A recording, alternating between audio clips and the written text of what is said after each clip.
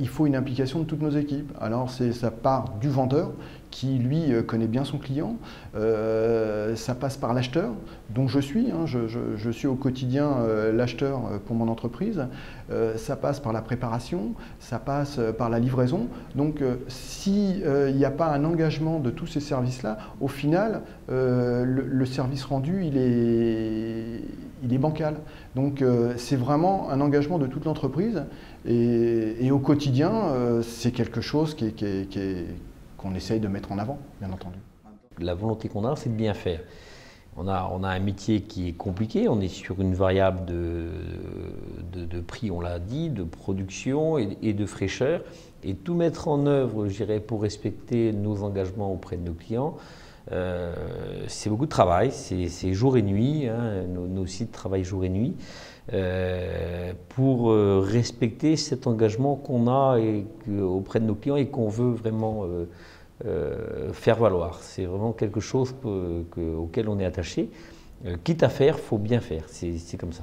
Nous mettons tout en œuvre pour satisfaire nos clients, c'est-à-dire maturité des fruits grâce à une chambre de maturation, service de pré-emballage avec des barquettes adaptées et animation auprès de la grande surface et de la restauration collective. Il y a quelques années de cela, Gamino Marais Service avait été choisi par Interfel pour faire un test grandeur nature à l'hôpital de Perpignan pour servir des corbeilles de fruits mûrs aux patients adaptés à certaines pathologies. Les résultats ont été probants, autant par le bénéfice nutritionnel que psychologique.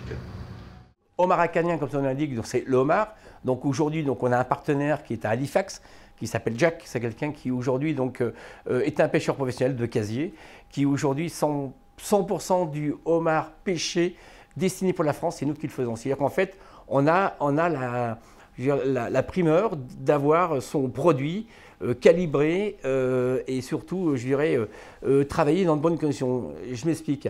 À savoir que le homard se vend dans une taille 400-500 grammes jusqu'à 1 kg, 1,5 kg. Mais il faut savoir que le homard, pour faire un homard de 500 grammes, il faut 5 ans.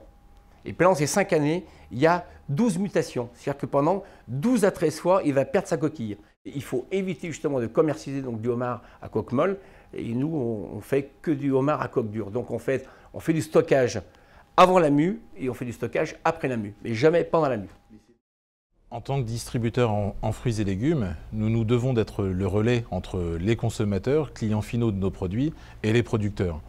Ce qui suppose, lorsqu'on fait planter un verger à un producteur sur des variétés spécifiques dont ont besoin les consommateurs, de s'engager sur une période longue, puisqu'un verger ne produira que dans 5 ans, et les besoins des consommateurs sont immédiats, on doit y répondre immédiatement. L'engagement avec le monde de la production, c'est aussi de pouvoir développer des produits, développer des packaging qui sont propres à nos producteurs locaux et de les mettre en avant auprès de nos clients, aussi bien restauration hors domicile que grande distribution, dans le but de favoriser les productions locales et les différents partenaires avec lesquels nous opérons depuis maintenant de nombreuses années. C'est un vrai travail d'équipe, un vrai partenariat. Nous les aidons souvent financièrement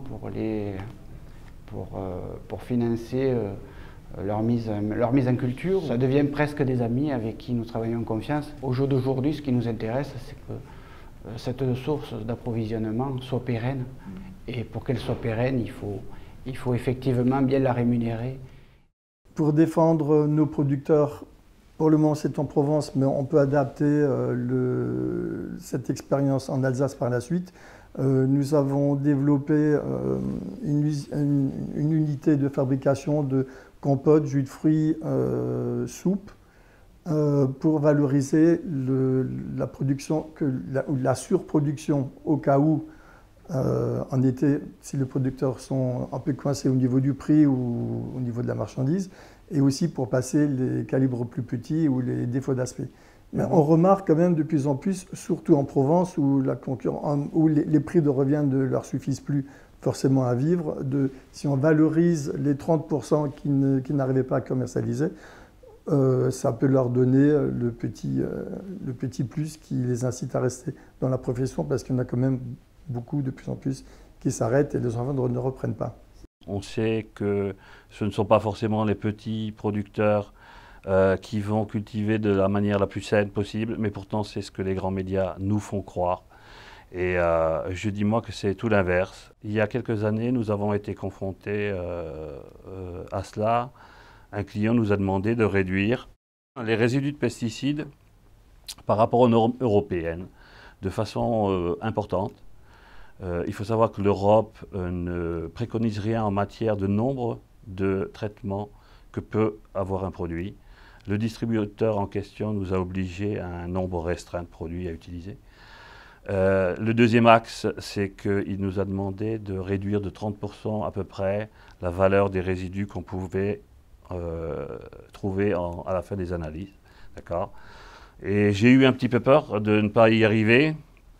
J'ai été voir les gros producteurs des quelques lignes et des grosses références qu'on faisait avec lui.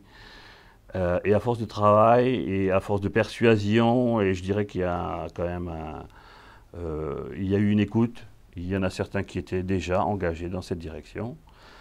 Et je crois que les résultats, en définitive, sont venus plus vite qu'on ne le croyait.